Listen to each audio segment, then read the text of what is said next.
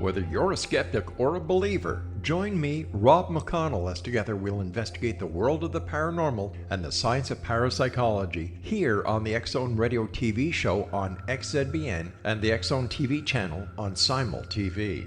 Since 1990, the X-Zone Radio TV show has been the place where people dare to believe and dare to be heard. Together, we'll investigate UFOs, aliens, ghosts, Bigfoot, psychic phenomenon, lake monsters, conspiracy theories, government cover-ups, the truth embargo, alien abductions, ESP, haunted locations from around the world, and so much more. With over 28 years of broadcasting and more than 4,500 individual guests, the X-Zone is truly a place where fact is fiction and fiction is reality, as evidenced by the credibility, integrity, and professionalism of the guests that we bring to our international audience. If you have seen a UFO, had a close encounter, seen a ghost, Bigfoot, lake monster, or a story that you would like to share or have investigated, contact me, Rob McConnell, by sending me your email to xzone@xzoneradiotv.com, or you can call toll-free 1-800-610-7035, extension 143, and on Skype, X-Zone Radio TV. For more information on the X-Zone Radio TV show with yours truly, Rob McConnell, visit www.xzoneradiotv.com or www.xzonetvchannel.com or simultv.com and xzbn.net. Until next we meet here in the X-Zone from our broadcast center and studios in Hamilton, Ontario, Canada, always remember, X-Zone Nation, keep your eyes to the sky and your heart in the light.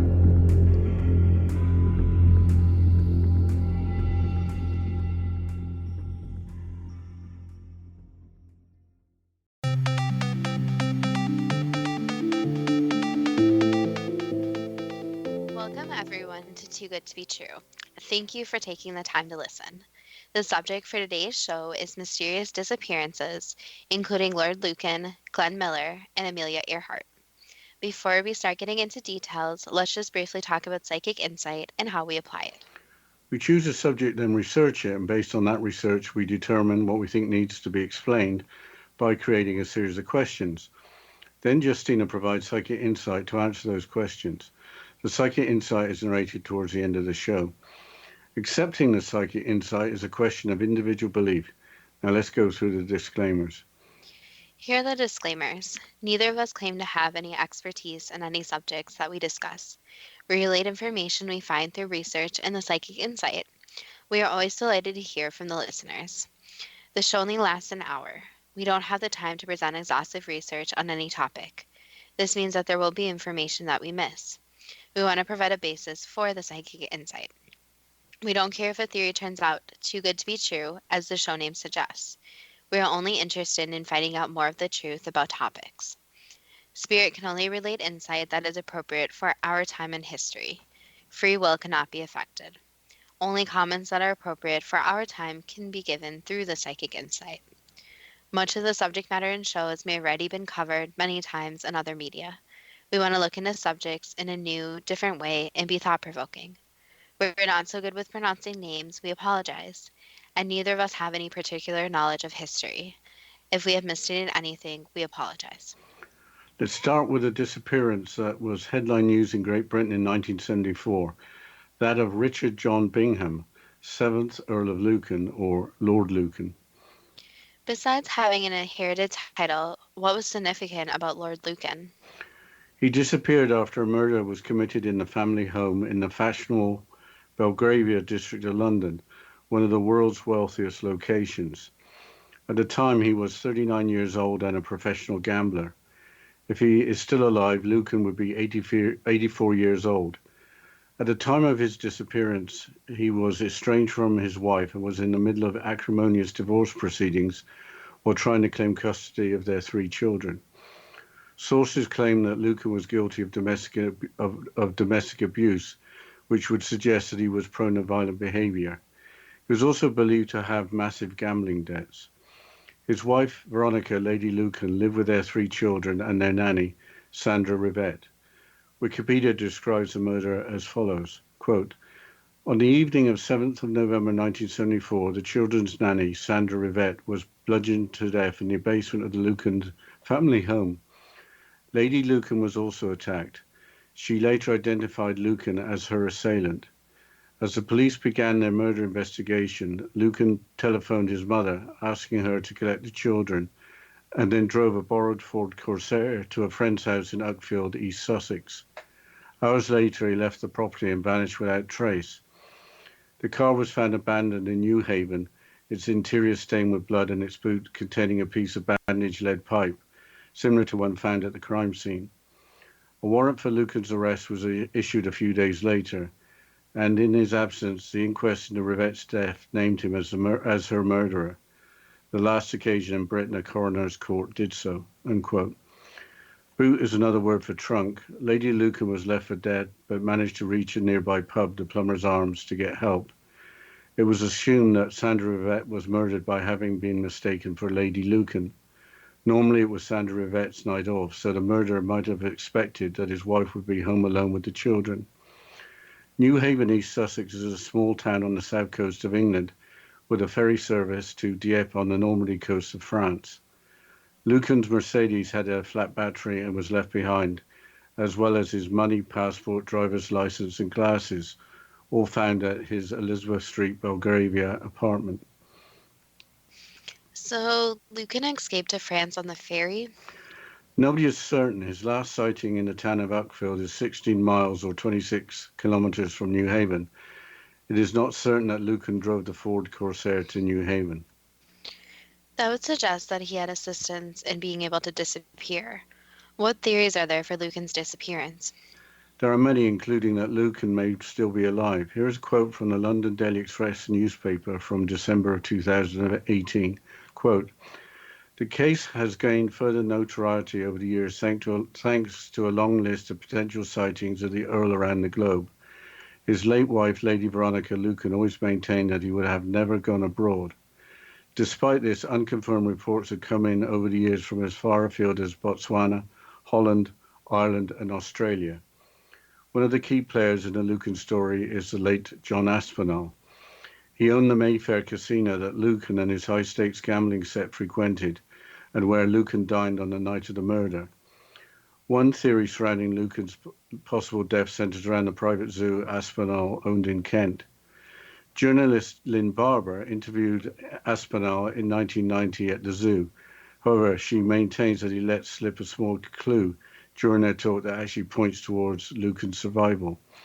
He told her, "Well, I always think that if someone who has been a great friend is then in a terrible position, you rather feel more warmly towards him because that's when you're needed. I'm more of a friend of his after that than I was." She said in 2000 she was convinced that the after in Aspinall's statement was a giveaway. Aspinall died in June 2000, in the year 2000, taking a secret, and in fact it was one to his grave. A former employee of Aspinall's, Shirley Roby, came forward with her own story in 2012. She said that she often heard Aspinall talk about Lucan when she worked for him as a secretary from 1979 to 85. "I knew he was hiding. I knew he was in Africa. I knew we were hushing it up. I knew he'd fallen out with his wife, and I knew it was a major secret. But for whatever reason I didn't appreciate, there had been a murder until some years later," she said, unquote. The zoo theory was that Lucan shot himself with his body being fed to the tigers. Did anyone believe that Lucan was innocent of murder and attempted murder? Yes, his brother Hugh Bingham, who claimed that Lucan had told his friend Susan Maxwell Scott when he drove to her house in Uckfield, apparently on the way to fleeing to New Haven, that he had encountered a man in the house who had assaulted his wife. Are there other theories? Besides suicide at the zoo, he jumped off the New Haven to Dieppe ferry. Why would he commit suicide? He seemed to have wealthy friends who could help him. The suicide theories may include the assumption that he was devastated by his unintended murder of Sandra Rivette. Who is the subject of the next mysterious disappearance? We will go back in time to talk about the world's most well-known musician when he disappeared, Glenn Miller. The following is from Wikipedia.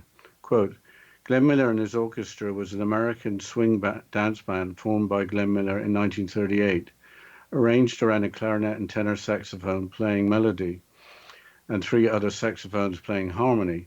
The band became the most popular and commercially successful dance orchestra of the swing era and one of the greatest singles charting acts of the 20th century, unquote. What happened leading up to his disappearance? He joined the United States military, which cost him a huge loss of earnings, and then traveled to Europe to help with the war effort. The article continues, quote, during Miller's stay in England, he and his band were headquartered in a BBC radio office at 25 Sloane Court in London. A bomb landed 3 blocks away, encouraging Miller to relocate to Bedford, England.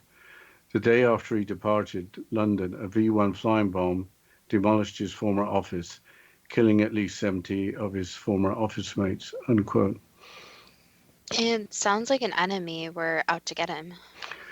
V-1 flying bombs had an accuracy of about 7 miles or 11 kilometers, so it would not have been sent to hit a particular target, but a particular target area, in this case, central London. How did he actually disappear? He was flying to France, departing on December the 15th, 1944, a passenger in a single-engined UC-64 Norseman, departing from RAF Twinwood Farm near Bedford. According to Wikipedia, the cause of the plane disappearing could have been engine failure. Quote, in 2014, the Chicago Tribune reported that despite many theories that have been proposed, Miller's plane probably crashed because of its carburetor, which was of a type known to ice up in cold weather, unquote. Were there other theories regarding the disappearance of his plane? Yes, one major theory that was reported in a New York Times article in December of 1985 as follows. 2 members of a Royal Air Force bomber crew in World War II believe they can explain one of the unsolved mysteries of the war, the disappearance of the band leader Glenn Miller. The two say they fear the band leader's plane was downed over the English Channel by bombs jettisoned from their own plane as they returned from an aborted mission. The two, the navigator and pilot, said their 4-engine Lancaster bomber was one of the some 150 returning from an aborted mission on December the 15th, 1944, the same day Mr. Miller took off in bad weather from an airfield near Bedford, England, on a flight to Paris, where he was to give a show. The 2 RAF crewmen said that after the jettisoned bombs exploded, they saw a Norseman aircraft fall into the sea below them, apparently knocked out of the sky by shock waves. The plane carrying Mr. Miller, who was then a major in the army and the leader of the Army Air Force Band, was a Norseman D-64. The official version of the band leader's disappearance is that his aircraft vanished in the Channel fog, perhaps disabled by ice on its wings, unquote. We'll have to continue after the short break discussing the mysterious disappearance of Glenn Miller. And I would like to mention our exciting new Instagram page where you can follow us there, you can connect to our shows, and you can send us messages at TWOGTBT. And we'll continue after the short break. And you're listening to Too Good to Be True with Justina Marsh and Pete Marsh on the X Zone Broadcast Network, www.xzbn.net.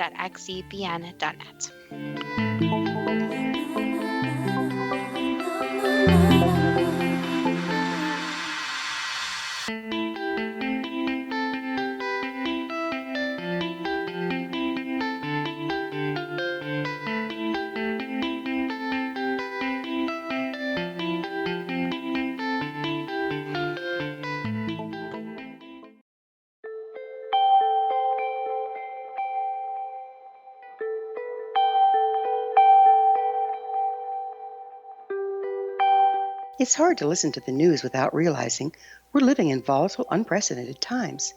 Yet never has there been such an opportunity to transform the human condition. As old structures fail, where can we find the guidance to co-create a better way? Find Your Path Home is an ever-evolving, leading-edge information, education, and healing resource center designed to support and guide you on your path to unity and enlightenment. Based on sound principles employed by shaman worldwide, we provide techniques that can support you through the current transitions, offering online shamanic classes, international long-distance shamanic healing sessions, complimentary Mission Evolution radio episodes and Stairway to Heaven TV vignettes, seminars, retreats, and much more. All of this can be found on findyourpathhome.com. So I was watching the X Zone TV channel last night when I was abducted by aliens, and they kept repeating to me over and over again, simultv.com, simultv.com. What's simultv.com? That's what I asked them. They had it written on the side of their UFO. How do you spell that? UFO. No, I mean simultv.com. simultv.com. simultv.com. Right. simultv.com. Interesting that you were abducted by aliens in a simultv.com UFO last night. Oh, yeah? Yeah. Now that you mention it, I remember now last night I was awakened from a deep sleep. My great-grandmother was standing there. She said she'd come from the hereafter to tell me about simultv.com. She even spelled it out for me. simultv.com, sonny boy. simultv.com. simultv.com, sonny boy. Wow. Yeah. Guys, you'll never guess what my psychic guru just told me. simultv.com. Exactly. Are you guys psychic too? Of course. We all know about simultv.com. simultv.com.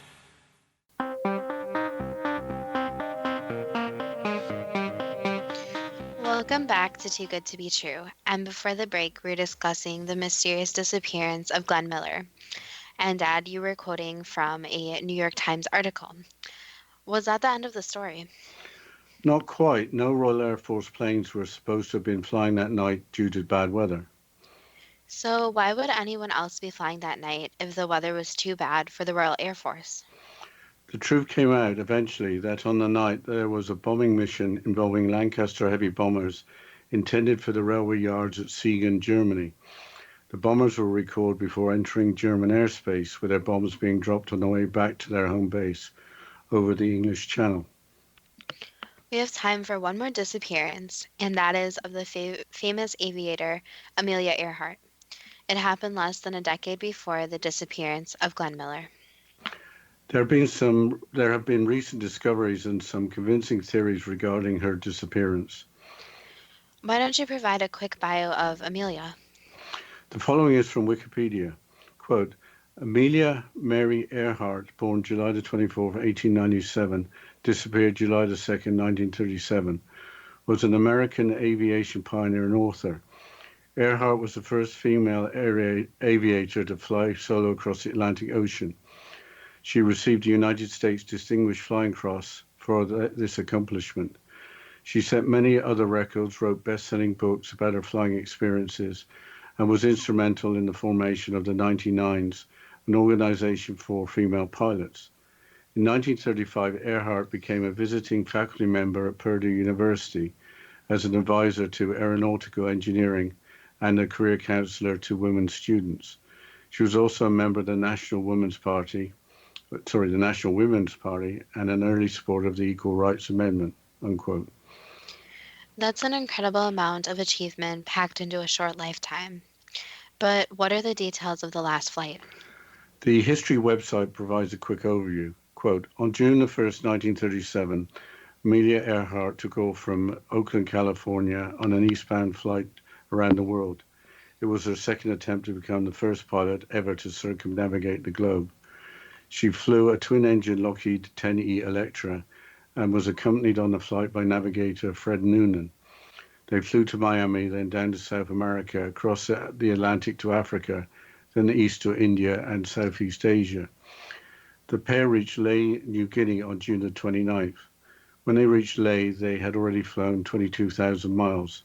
They had 7,000 more miles to go before reaching Oakland, unquote. The first attempt had ended in Honolulu, Hawaii, after starting from Oakland, California, with the plane being severely damaged, possibly by a blown tire on takeoff. Why not go westbound, as she has done on the first attempt? The U.S. History website answers that question. Quote, since they were leaving so much later in the year, Earhart decided to travel in the reverse direction from her original plan to fly west. Weather conditions were more favorable in the Caribbean and Africa, unquote. Where did Earhart and Noonan disappear? The Life Science website describes a series of events as follows. Quote, on June the 1st, 1937, Earhart and our navigator Fred Noonan departed from Miami, well, we said Oakland, with great fanfare. They began the 29,000-mile journey heading east. After 29 days of flight, they touched down in New Guinea. The remaining 7,000 miles will be done over the Pacific.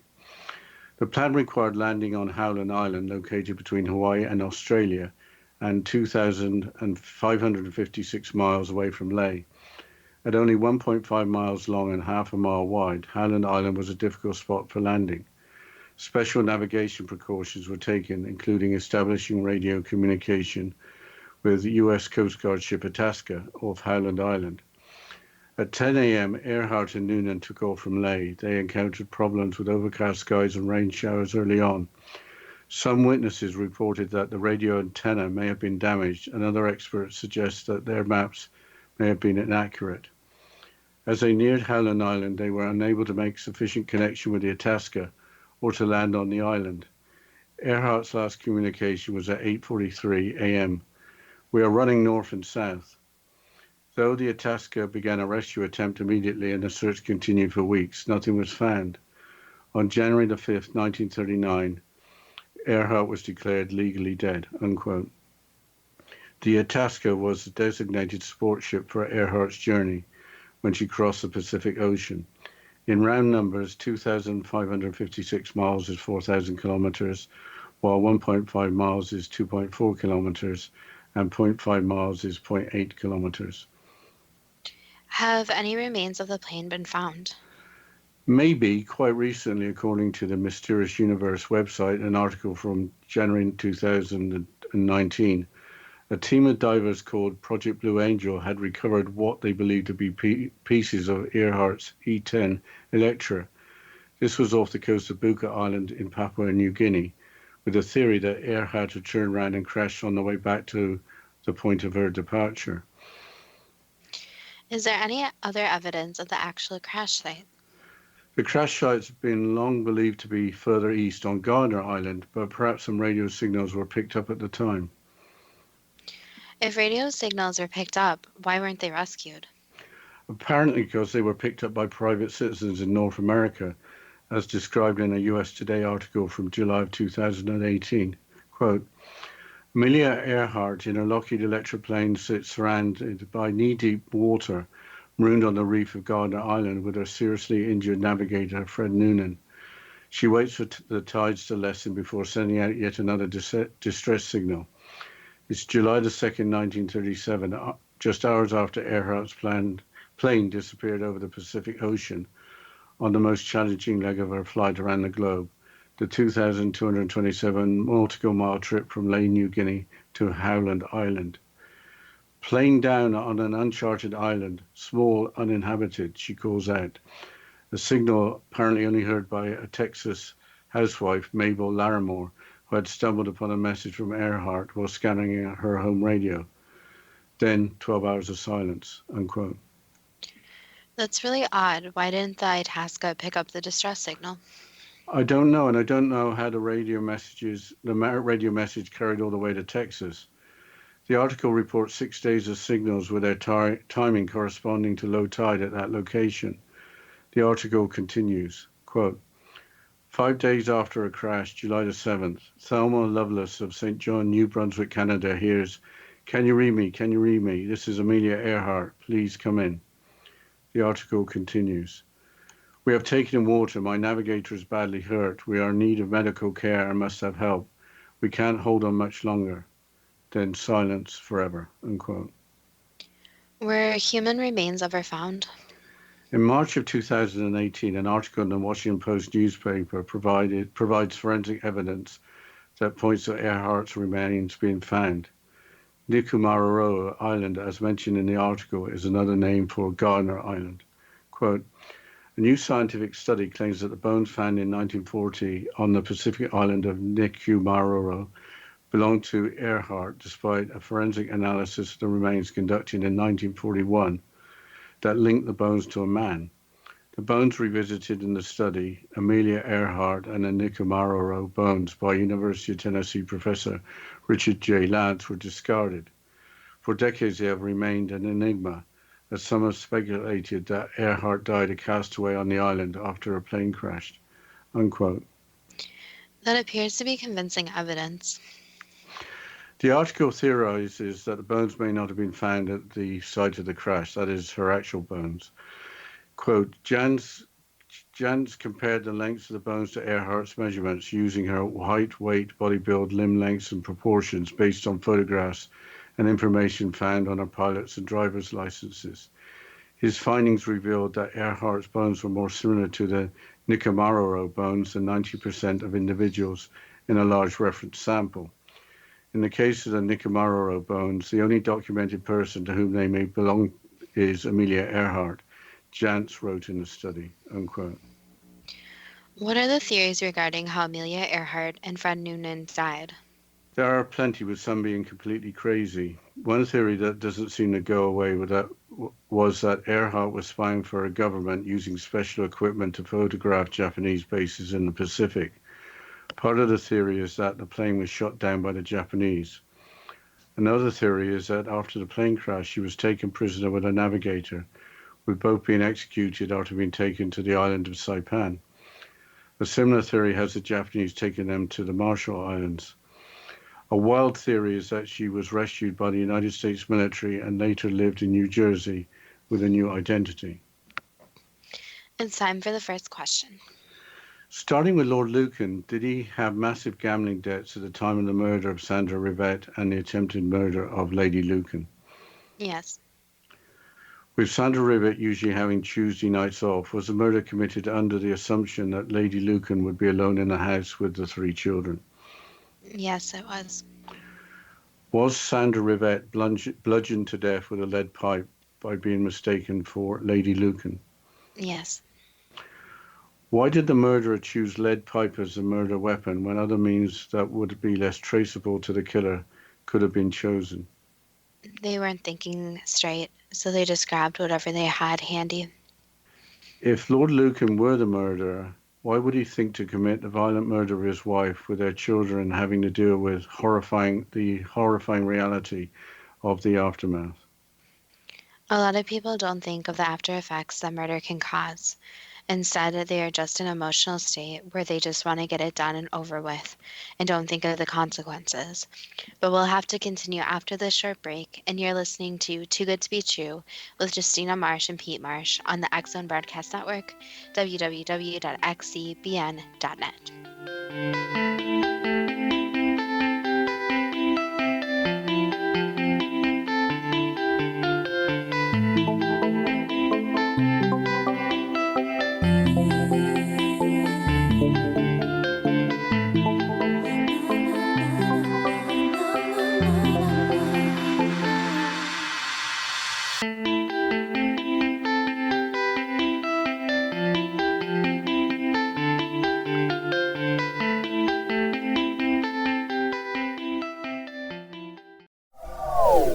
They are here, and they've been here for thousands of years, making their presence known in the shadows. They might be seen by a lonely motorist on a deserted road late at night, or by a frightened and confused husband in the bedroom he is sharing with his wife. But who are they? What do they want? Why are they here? Perhaps most concerning, has the government been aware of their presence all along? The new book by Ellie Marzulli, UFO Disclosure, the 70-year cover-up exposed, delves into the world of UFOs. Can full disclosure be soon?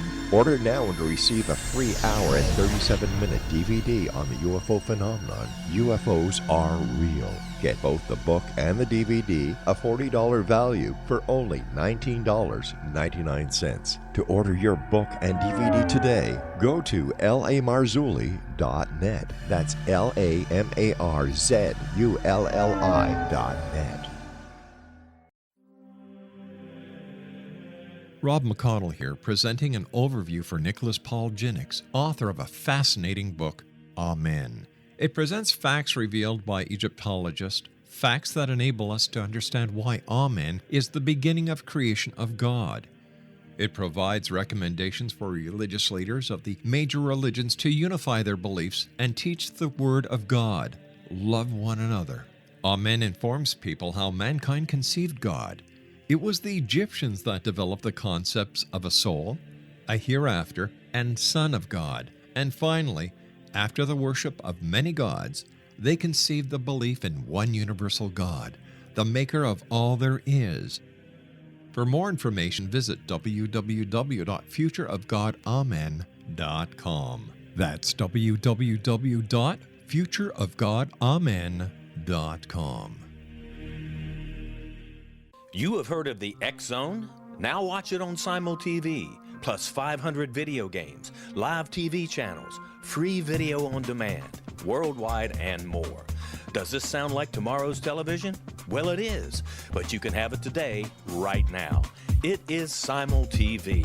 Simul TV offers what the others only wish they could provide. 15 exclusive channels like X Zone, sci-fi, and horror. We are worldwide. No other provider offers that. 500 built-in video games. No need to have an extra expensive system. We have them included. Free video on demand. Live streaming events from around the world. Interactive online network, and much more. Tomorrow's TV today. Simul TV. Sound too good to be true? Well, it's not. You can have Simul TV today. Sign up at simultv.com. Do it today.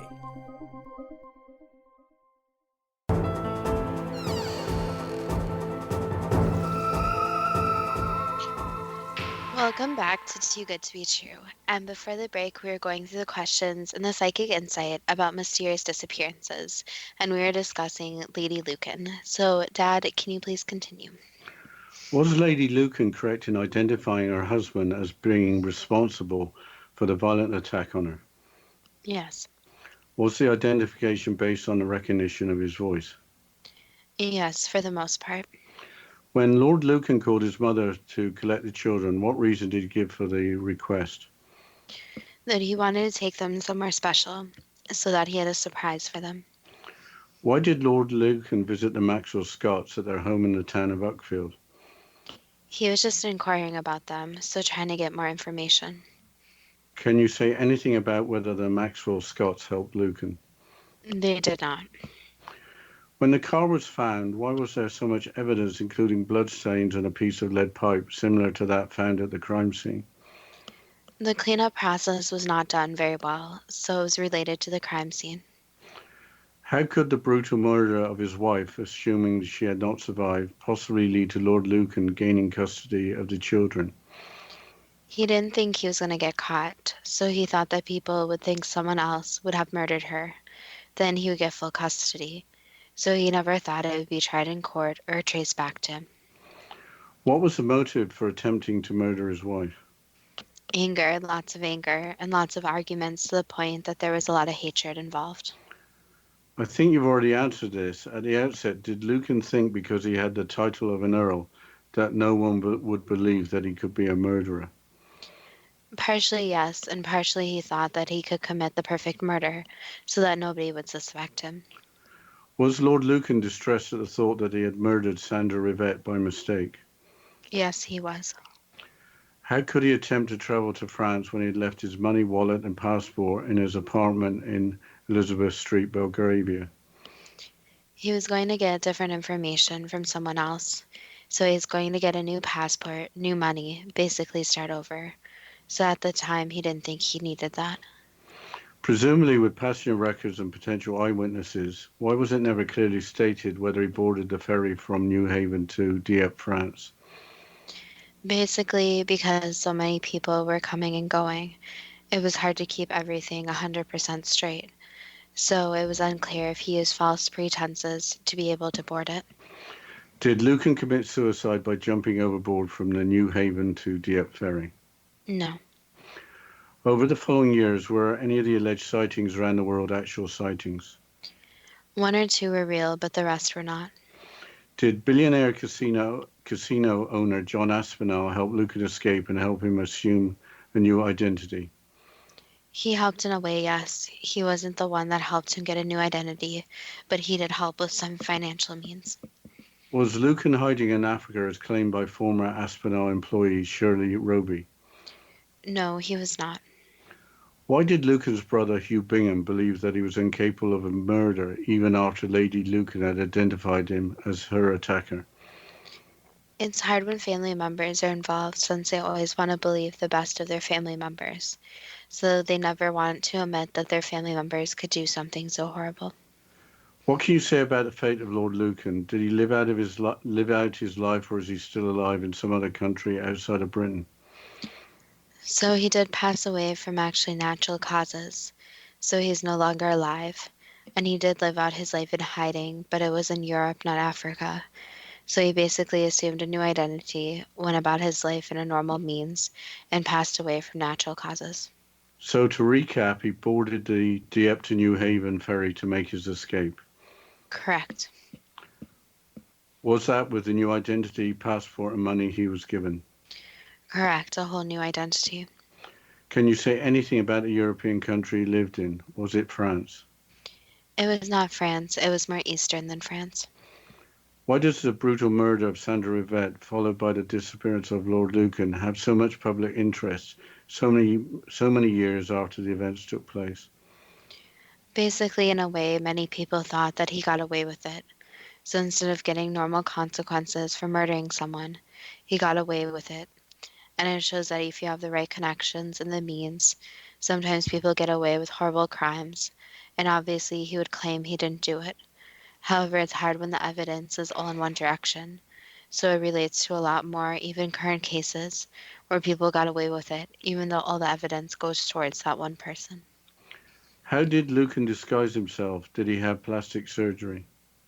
Not really plastic surgery, but growing out your facial hair, changing your hair color, etc., can actually change a lot about a person.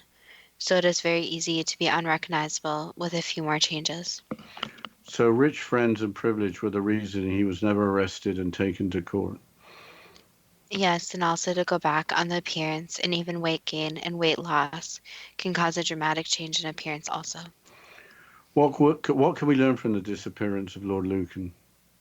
Basically, that sometimes people can get away with things, and it's hard to realize that this is a possibility. But it's been shown in many different cases where people actually get away with murder. So the issue with this is that people think that they should be punished for their actions. However, in some circumstances, money does get people farther, and money actually makes it so a person isn't facing the consequences. If Lord Lucan had been still alive, would it have been more difficult to answer all these questions? 100%. So with not affecting the future, it is easier to talk about people who have been or are deceased, since they're not going to affect future events.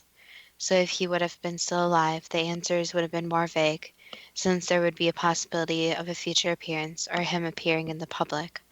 So since he's deceased, there's no way for this to happen. Therefore, there's no way to change future events. Changing subject to the disappearance of Glenn Miller, was there any reason behind the near miss when his former office in London was destroyed by a V-1 flying bomb the day after he vacated it? Yes. Why was Glenn Miller flown on a flight to France in a single-engine plane in bad weather in the middle of winter? It was basically a series of unfortunate events. So at the time, it was the only plane available. Was there any particular urgency surrounding his departure? Yes, very urgent.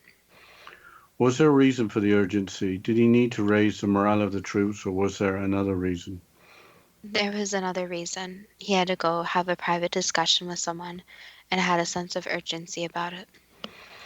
Was the official version correct that the plane crashed in the English Channel because it was lost in fog and the wings iced up? No, it was overall different. Most of the plane iced up, so it wasn't just the wings. Did the carburetor of Glenn Miller's plane ice up, causing engine failure, resulting in the plane crashing? Yes. So there was no basis in Glenn Miller's plane being destroyed by bombs dropped by an RAF Lancaster heavy bomber returning to base after being recalled from a mission? No, there's no basis. So it is basically like a game of telephone, where the story got more and more intense instead of just normal aircraft failure. Did the aircrew of the Lancaster bomber see another plane crash when the bombs were dropped over the English Channel? Yes, that's correct. Why weren't there reports of 2 planes that went missing that night?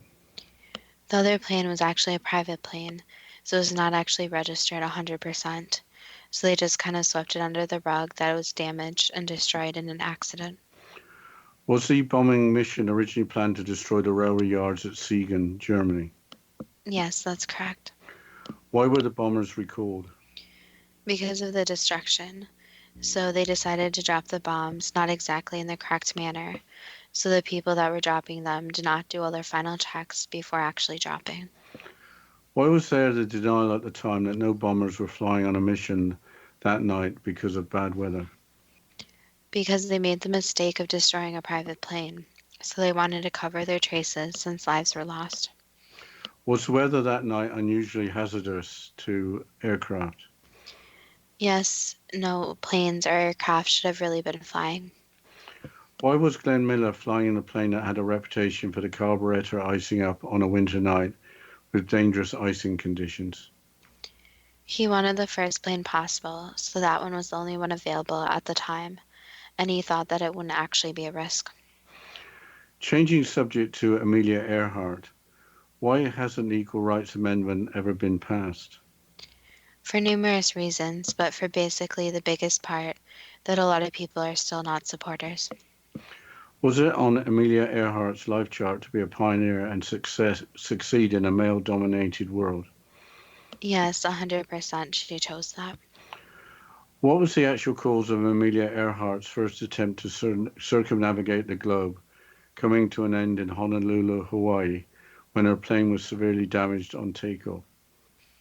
Basically just some faulty parts, so some of the parts were not the best, and they were told to be good, but they were not. Was flying eastbound for the second attempt a logical decision based on weather patterns in the Caribbean and Africa at that time of year? Yes, it was a logical decision.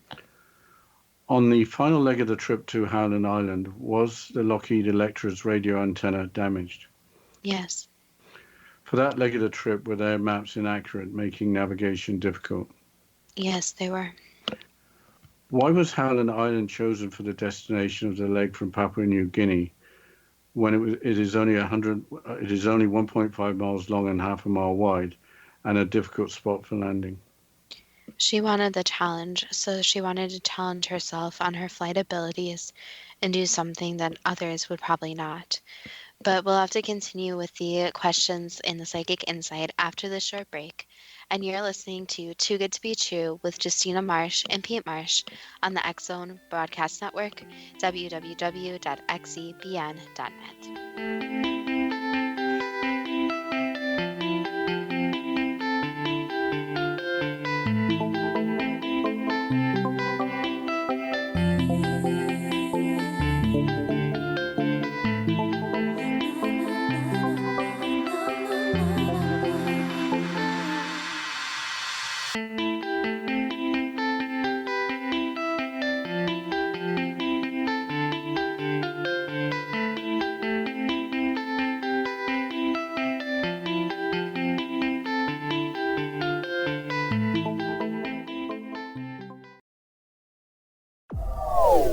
They are here, and they've been here for thousands of years, making their presence known in the shadows. They might be seen by a lonely motorist on a deserted road late at night, or by a frightened and confused husband in the bedroom he is sharing with his wife. But who are they? What do they want? Why are they here? Perhaps most concerning, has the government been aware of their presence all along? The new book by Ellie Marzulli, UFO Disclosure, the 70-year cover-up exposed, delves into the world of UFOs. Can full disclosure be soon? Order now and receive a free hour and 37-minute DVD on the UFO phenomenon. UFOs are real. Get both the book and the DVD, a $40 value, for only $19.99. To order your book and DVD today, go to lamarzulli.net. That's LAMARZULLI.net.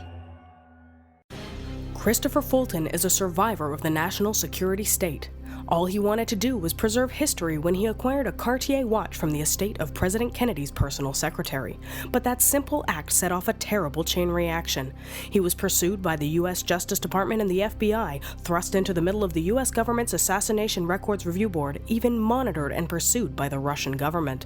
All because that Cartier watch was the missing link of evidence, a timepiece worn by JFK that fateful day in Dallas, a link resulting in Christopher being incarcerated and attacked for 9 years records because he opened a hidden chapter in history. The intriguing journey outlined fully in Christopher Fulton's memoir, The Inheritance, is available now through TrineDay.com or Amazon.com. The Inheritance, Poisoned Fruit of JFK's Assassination by Christopher and Michelle Fulton is a must-read, an incredible tale of how easily our own government can overrule justice. The Inheritance, Poisoned Fruit of JFK's Assassination. Welcome back to Too Good to Be True. And before the break, we were discussing the questions and psychic insight about the legendary Amelia Earhart and her disappearance. Dad, can you please continue with the questions? Sure, thank you, Justina. What's the reason why Earhart wasn't able to make a sufficient radio connection with the Coast Guard vessel Itasca to damage radio antenna? Yes, there was a lot of damage. How did the damage occur? By stormy weather, so the aircraft was actually damaged by the weather.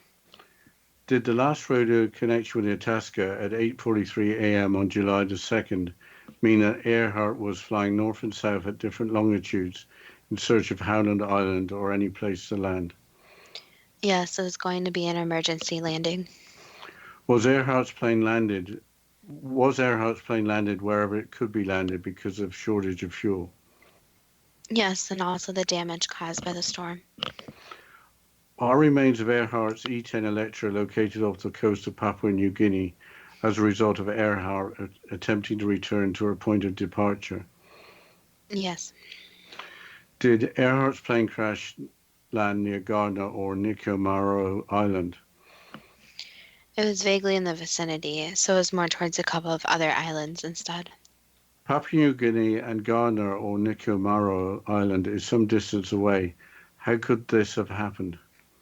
Yes, so she did land around Papua New Guinea and actually took off again, and that's where she finally landed again for a second time. So she decided to make another attempt. Was Earhart largely unhurt while her navigator, Fred Noonan, was seriously injured? From the second attempt, yes. With her plane landed near Papua New Guinea, why didn't she just stay and make repairs? At that time, she wanted to push herself even harder, so she thought she had enough fuel to make it a little farther. Is that how the glass from her plane was found off the coast of Buka Island near Papua New Guinea? Yes, only some pieces. She thought that the plane was in good enough condition to try and make it again. Was she able to send out radio distress signals from the plane at low tide? She tried, yes, but some of the distress signals obviously didn't go through, and some people thought they would get distress signals when they did not. Why wasn't the Itasca or other search vessels able to pick up her signals? Again, because the equipment was so badly damaged, so the signals were going out at random and were not in the usual networks. Did any other country pick up her signals? Yes, some of them actually did, but did not relate it back to her right away. Did Texas housewife Mabel Larimore hear a radio message from Amelia, playing down on an uncharted island, small, uninhabited? Yes. How could the message carry all the way to Texas? Was it shortwave at night? Yes, and in addition, she was trying any channel possible, so she was going through channels that normally a plane would not be heard on. On July the 7th, 1937, did Thelma Lovelace of St. John, New Brunswick, Canada, hear on the radio, "Can you read me? Can you read me? This is Amelia Earhart. Please come in. We have taken in water. My navigator is badly hurt. We're in need of medical care and must have help. We can't hold on much longer." Yes. Was that the last transmission from Amelia Earhart? She tried to send some after that, but it was too late.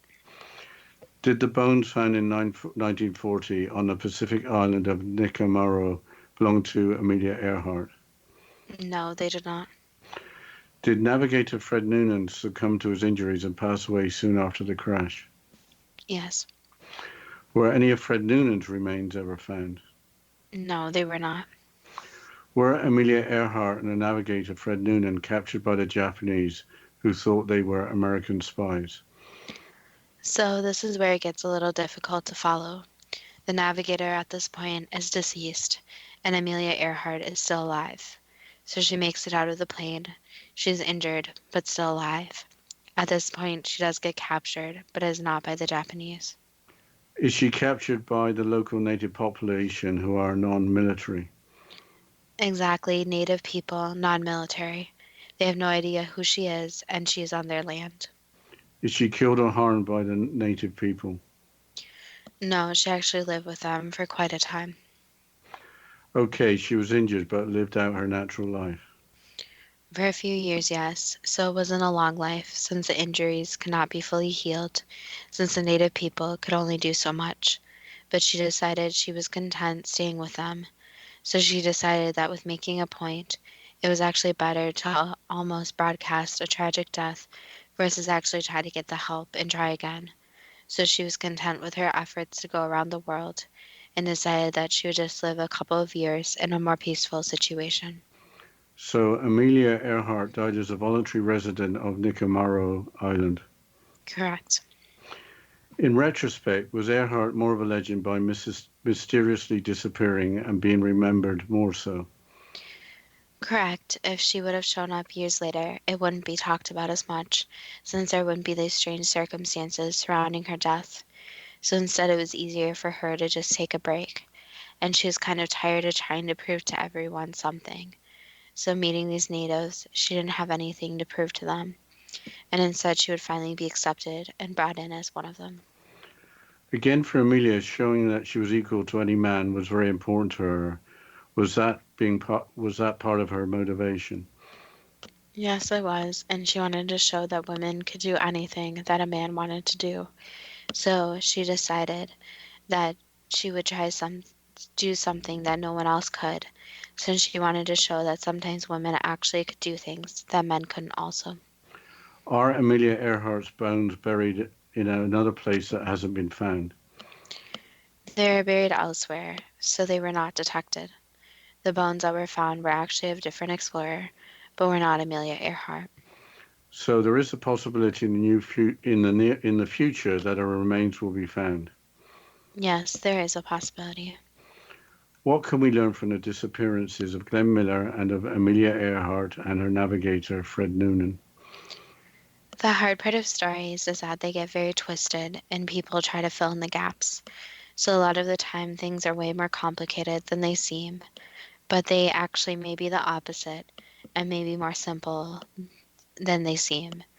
So with Glenn, you can see that there was a story where it was more of a normal because of the plane going down. But behind the scenes, there was also some more crazy events going on. So there's a lot to the story, and it isn't always what it seems.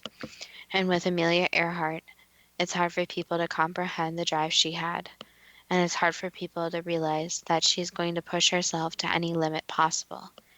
But again, people fill in the blanks with what if this happened, or what if that happened. And sometimes stories are a little bit different than filling in the blanks. That was the last answer. Was Amelia Earhart's passing as a free person too good to be true? That depends on what you are prepared to believe.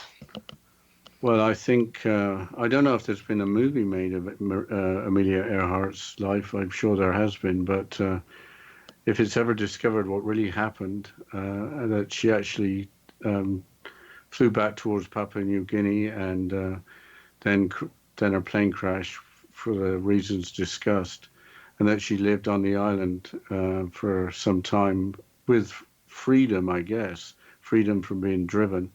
That would make one heck of a story.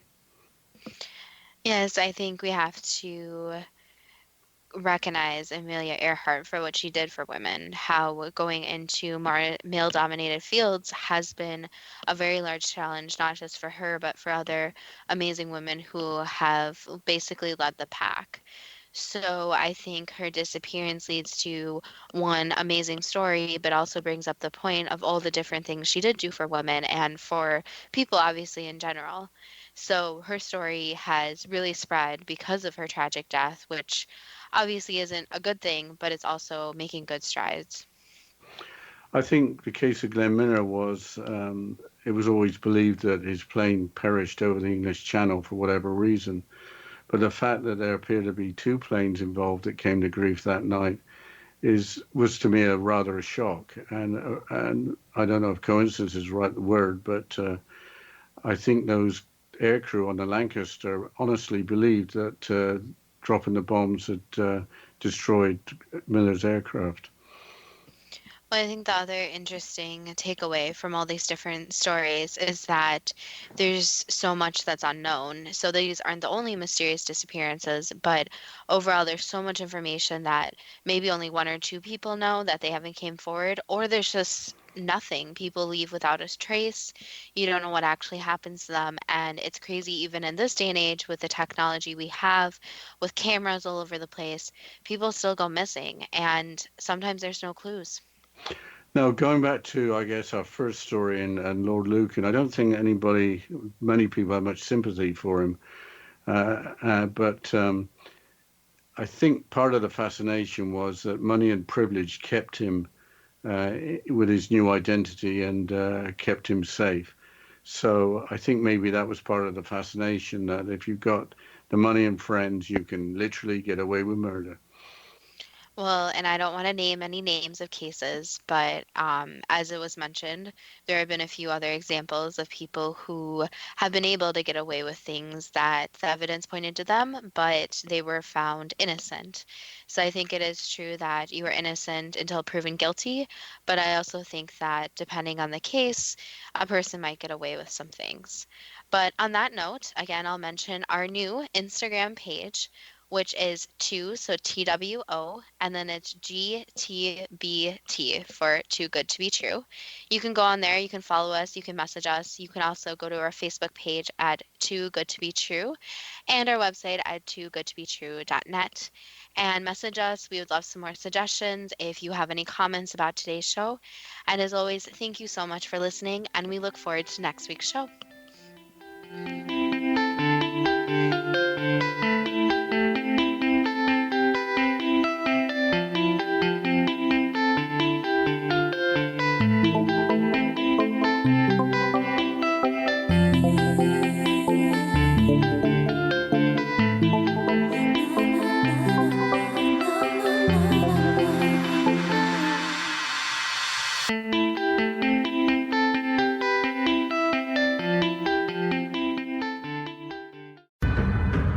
If you are looking for a safe, zero-calorie natural option to the harmful artificial sweeteners on the market today, Just Like Sugar is what you're looking for. Just Like Sugar is a wonderful natural alternative for those health-conscious people who choose a calorie-restricted diet with a great, pure, sweet flavor that tastes just like sugar. Just Like Sugar is a great natural option for people suffering from diabetes and may be useful in restricted diet programs where standard sugars are not allowed and does not cause a laxative effect of some other sweeteners. Just Like Sugar comprises a perfect blend of chicory root fiber, natural calcium, natural vitamin C, and Just Like Sugar's sweetness comes from the natural flavors from the peel of the orange. Just Like Sugar is a natural alternative to harmful artificial sweeteners and will change the way that you believe all natural sweetener products taste. Just Like Sugar is available at your local Whole Foods markets, Wild Oats markets, Henry's, Sun Harvest, and many other fine natural food stores in the U.S., Canada, and worldwide. They are here, and they've been here for thousands of years, making their presence known in the shadows. They might be seen by a lonely motorist on a deserted road late at night, or by a frightened and confused husband in the bedroom he is sharing with his wife. But who are they? What do they want? Why are they here? Perhaps most concerning, has the government been aware of their presence all along? The new book by Ellie Marzulli, UFO Disclosure, the 70-year cover-up exposed, delves into the world of UFOs. Can full disclosure be soon? Order now and receive a free hour and 37-minute DVD on the UFO phenomenon. UFOs are real. Get both the book and the DVD, a $40 value, for only $19.99. To order your book and DVD today, go to lamarzulli.net. That's LAMARZULLI.net. You have heard of the X Zone? Now watch it on Simul TV, plus 500 video games, live TV channels, free video on demand, worldwide, and more. Does this sound like tomorrow's television? Well, it is, but you can have it today, right now. It is Simul TV. Simul TV offers what the others only wish they could provide. 15 exclusive channels like X Zone, sci-fi, and horror. We are worldwide. No other provider offers that. 500 built-in video games, No need to have an extra expensive system. We have them included. Free video on demand, live streaming events from around the world, interactive online network, and much more. Tomorrow's TV today. Simul TV. Sound too good to be true? Well, it's not. You can have Simul TV today. Sign up at simultv.com. Do it today.